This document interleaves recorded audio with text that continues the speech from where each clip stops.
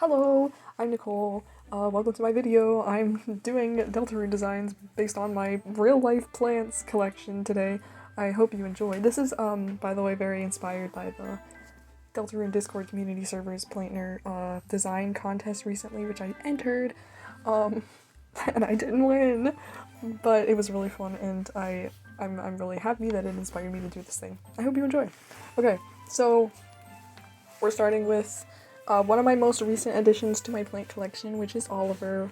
This is the same design I did for the contest, and one of my favorites. I love orchids. They're so hard to take care of, but they're like so cool at the same time because they have like their own particular little things. Maybe this was just me growing up with a lot of like, I guess, similar plants, but then the orchid is so different from all of the others. And I mean that in the sense that you keep them in pots that have holes in them for air circulation, and they have roots that stick out that are not supposed to be covered by the moss and the bark, notably not the dirt. They bloom once a year, which is crazy, and it stays for a really long time, and the flowers are so pretty.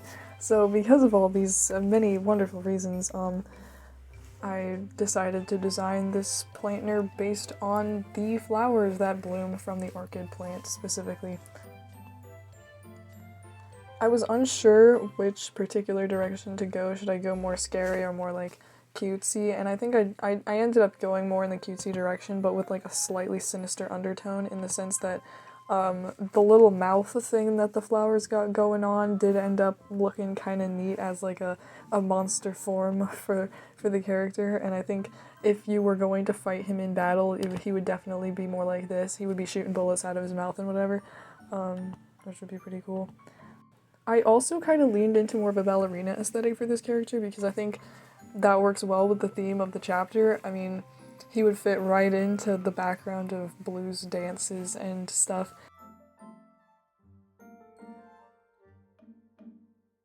I also was thinking a lot about like the process of blooming for orchids, so like the way they go from the hyper green buds and then slowly open up, and I was thinking about how the character would change as it's slowly like opening up and blooming, and so that was the reason behind a lot of these drawings.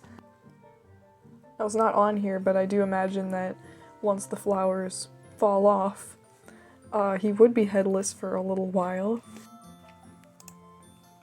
And yeah, so that's the design for Oliver.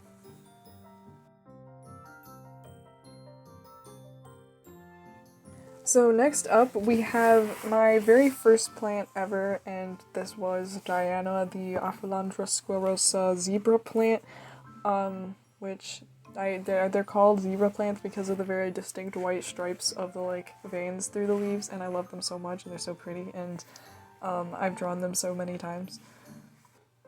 To continue on with the flower theme, this particular design was very inspired by the yellow flowers that are produced by the plant, and I wanted them to be a central feature because there was one moment in time, one year, where I finally figured out how to take care of this plant, and it bloomed for the first time ever, and I was so surprised. I don't think I even knew it could bloom, and it was wonderful. But Diana, I don't remember why I called her that, but it does give a quite regal aesthetic, so that's why I went with, or I tried to explore a more queenie or princessy aesthetic for the character, which was quite enjoyable. Diana is also no longer with us, as I acquired her in middle school and wasn't very adept at taking care of plants.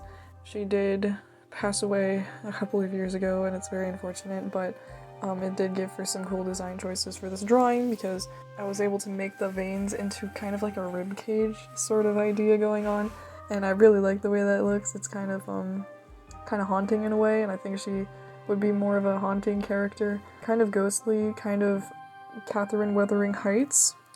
But then when I was drawing her, I came to the realization that the face was kind of giving Tinkerbell, so I tried to undo that as much as possible, but still kind of keeping with the flower idea. And unfortunately my recording software stopped in the middle of it, so I didn't capture the entire thing, but I did do a couple extra designs, one of which was the like withered version where she's basically almost dead, but she's still just like barely hanging on to life, which I thought was kind of cool to explore, and then more of like a zoomed in portrait type of idea, like side shot, which was really fun to draw. I really wish it had recorded, but like, anyway, that's what we got. I love her. She's great. Next up we have Harold the Marbles Queen Pothos. Now Harold's name I do remember why.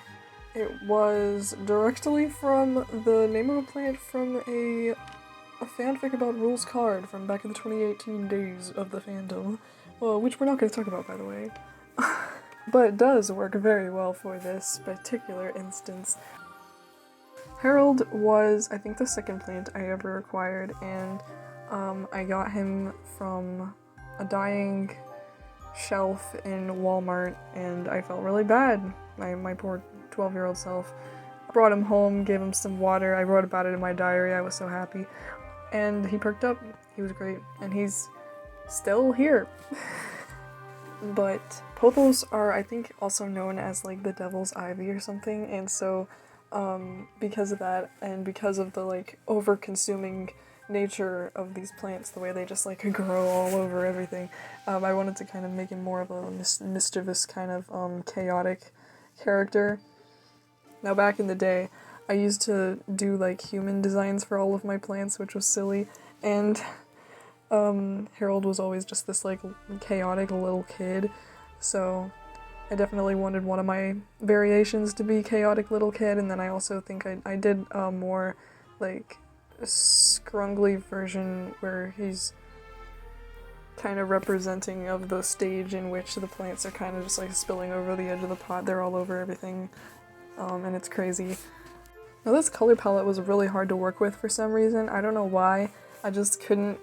The light greens didn't compute, so I went through a lot of different versions. Let me know what you think of the final outcome, but I did like kind of introduce the teal as an additional element because I felt like it was missing something. And so that's Harold. Yippee! My next entry is Brian the Croton. Brian is a very direct and not subtle at all reference to Brian, the actor from the Detroit Become Human, because that's what I was into at the time. That's how long ago this was, guys. Brian is one of the coolest plants in my opinion because he's got colors.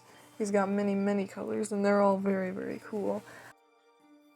I remember trying very hard to find the exact watering approach and sun approach that would allow Brian to fully flourish in all of his colored glory. And he's got a lot of colors now, so it must have worked out well. For this design, I wanted to kind of do like two different approaches. One where the leaves are kind of drooping, it's before he's been watered, he's kind of down. Then as soon as he's watered, he's flourishing, he's spreading his wings, he's so like happy and whatever. And that may have been subconsciously inspired by that one sprite of blue, but we're not going to talk about those similarities because I wasn't thinking about them when I was drawing. Oopsies. Nonetheless, I really liked doing the little red pants that have the kind of strawberry looking, watermelon looking stripes through them. I don't know, it's cool. And just the colors were so much fun to play with for this one, which is probably not hard to tell at all. Oh yeah, when I used to draw Brian as a human as a kid, I always gave him like a prosthetic limb because there was this one point where I think we left for like a trip or something and then came back, and he was like almost dead. He had one leaf remaining. It was insane. I was so like distraught by this, and so but like he came back, and he's growing strong for real still. So I used to draw him with like prosthetics. So obviously as a homage to my younger self, I needed to include something like that for this drawing. because this is just not about any Croton, this is about Brian specifically. And so that's what we got for this one.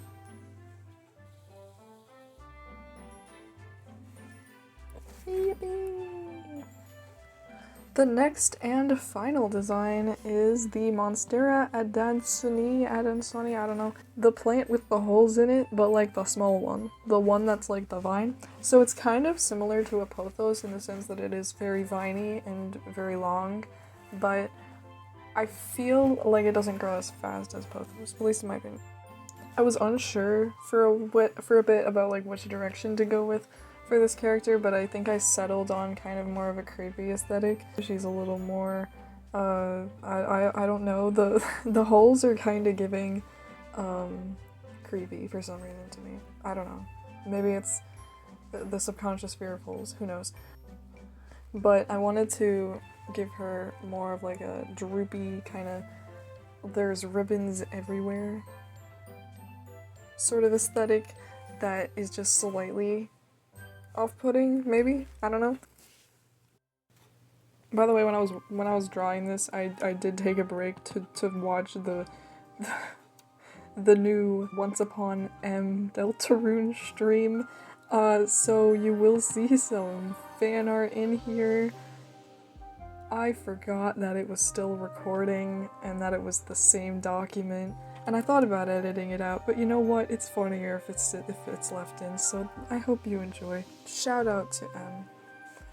Anyway, back to Cynthia, because I never named her initially, but recently my brother was looking at her and he went, Cynthia. So obviously she's Cynthia now. By the way, I had a fleeting thought about what this would look like if these characters were in a sort of series of their own, and for that purpose, if you have any smarter names that you would like to suggest, I'm totally open to that. I would love to hear them. Do comment down below. Yeah, and I also did this face close-up where I thought it would be kind of cool if when she opens her mouth, it's kind of goopy. It's kind of Rolls Card-ish in the sense that there's these strings hanging down and they're kind of melty. I don't know. I thought that worked well with her kind of toxic looking aesthetic. I don't know. But that was really fun to do. And also the empty eye socket. I loved it.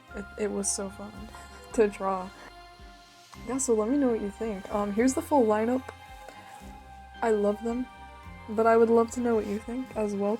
These are just some of the many plants that are in my room, and I imagine that, well, if some night, came into my room and made a dark world, that it would look something like this, at least somewhat. Needless to say, Chapter 5 resonated with me a lot, and I loved getting to apply its essence to my art and vice versa. And this is my first video ever, so if you enjoyed this, I'd highly appreciate if you supported me by whatever means you would like in the sense of so you can subscribe.